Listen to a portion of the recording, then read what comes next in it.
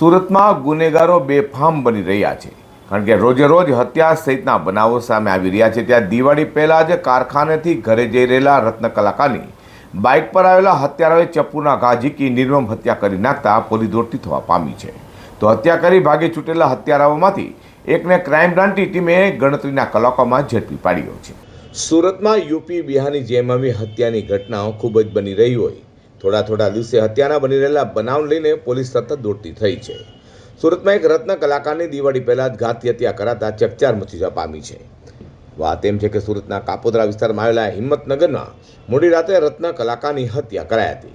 હીરાના કારખાના પરથી પરત ઘરે જઈ રહેલા મૂળ રાજકોટ જિલ્લાના ઉપલેટા તાલુકાના 40 વર્ષીય સુરેશ ચિત્રોડા નામના રત્ન કલાકારને બાઇક પર આવેલા બે શખ્સ ચપ્પુના ઘા મારી ફરાર થઈ જવા પામ્યા હતા। આ ઘટનામાં સુરેશને ગંભીર ઇજા પહોંચતા ઘટના સ્થળે તેનું કરુણ મોત નિપજવા પામ્યું હતું। હત્યાના બનાવ લઈને કાપોદ્રા પોલીસે સાથે ઉચ્ચ અધિકારી પણ ઘટના સ્થળે દોડી ગયા હતા અને લાશને પીએમ અર્થે ખસેડી વધુ તપાસ હાથ ધરી છે। आज रोज़ कापोद्रा पुलिस स्टेशन के विस्तार में हिम्मतनगर एरिया में रात को एक पीसीआर कॉल गई, जिसमें ये बताया गया कि यहाँ पे एक हत्या का अंजाम हुआ है और यहाँ पे भीड़ इकट्ठी हुई है।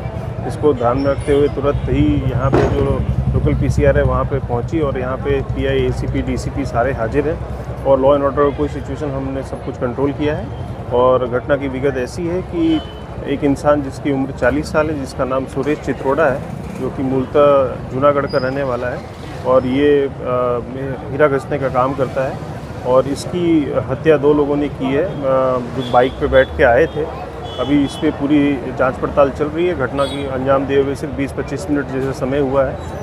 पुलिस की सारी टीम्स यहाँ पे एलसीबी और बाकी लोकल पुलिस की टीम से यहाँ पे तफ्तीश कर रही है और हम सारे सीसीटीवी देख रहे हैं और जैसे कुछ अपडेट आता है हम आपके साथ शेयर करेंगे। तो બીજી તરફ કાપોદ્રા પોલીસ સાથે ક્રાઇમ બ્રાન્ચની ટીમ પણ હત્યાની ઘટના બનતા દોડતી થઈ ગઈ હતી અને ઘટના સ્થળે પહોંચી સીસીટીવી કેમેરા સહિત વુમન સોસાયટીની મદદથી ક્રાઇમ બ્રાન્ચે તપાસ હાથ ધરી હતી। ગણતરીના કલાકોમાં જ રત્ન કલાકારની ચપ્પુના ઘા ઝીકી હત્યા કરી ભાગી છૂટેલા હત્યારાઓમાંથી એક હત્યારા એવા જયેશ રાકેશ પાટીલને ઝડપી પાડ્યો હતો। તેને કબૂલાત કરી હતી કે તેના મિત્ર સાથે બાઇક પર જતો હતો ત્યારે મૃતકે ઓવરટેક કરતા તેને કહેતા તેને ગાળો આપી હતી। તેથી બોલાચાલી બાદ ઝપાઝપી થતા ઉશ્કેરાઈ જઈ છરો તેને મારી હત્યા કરી હોવાનું જણાવ્યું હતું। હાલ તો હત્યા મામલે ઝડપેલા આરોપી અંગે સુરત ક્રાઇમ બ્રાન્ચના નાયબ પોલીસ કમિશનર ડીસીપી બીઆર રોજિયાએ વધુ માહિતી આપી હતી। કાપોદ્રા ધરમનગર ગોપીનાથ મેડિકલ પાસે ગઈ રાત્રે મોડી રાત્રે એક મોટરસાઇકલ ચાલકને બીજા મોટરસાઇકલ ચાલકે ચપ્પુ મારી અને ભાગી ગયેલાની એક ગુનો દાખલ થયેલો હતો। અનડિટેક મર્ડર હતું। મરણ જનાર અને મારનાર બંને અનઆઇડેન્ટિફાઈ હતા।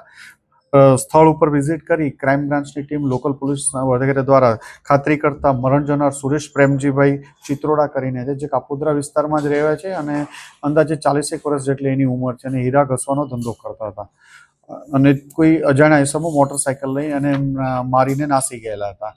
આ બાબતે ક્રાઇમ બ્રાન્ચની ટીમે ગણતરીના કલાકોમાં જ એક જયેશ રાકેશ પાટીલ જે ચપ્પુ મારવાવાળો હતો એને પકડી પાડવામાં આવ્યો છે અને એની પૂછપરછ દરમિયાન એણે એવું કબૂલ્યું છે કે એ મોટરસાઇકલ લઈને બંનેને ઓવરટેક કરવા બાબતે ઝઘડો થતા બોલાચાલી થતા સામસામે ગાળાગાળી થઈ અને ઝપાઝપી થઈ હતી, જેમાં એણે મરનારને ચપ્પુના 2 ઘા મારી દેતા એનું મરણ ગયેલ છે। આ બાબતે જયેશ રાકેશ પાટીલ નાઓને પકડી પાડવામાં આવ્યો છે। એની સાથે એક અન્ય ઇસમ પણ મોટરસાઇકલ ઉપર હતો। એની બાબતે તપાસ કરીને પૂછપરછ ચાલુ છે। એ બાબતે વધુમાં દિવાળી પહેલા જ ઘરના મોભીની હત્યા થઈ જતા પરિવારજનો હાલ તો શોકમાં ગરકાવ થયા છે। તો મૃતક સુરેશભાઈના પરિવારમાં પત્ની અને 2 દીકરી છે। એક 10 વર્ષનો દીકરો છે અને એક 8 વર્ષનો દીકરો છે। દિવાળી વેકેશન પડવાનું હોવાથી ગત રાત્રે તેમને ઘરે પહોંચતા મોડું થયું હતું।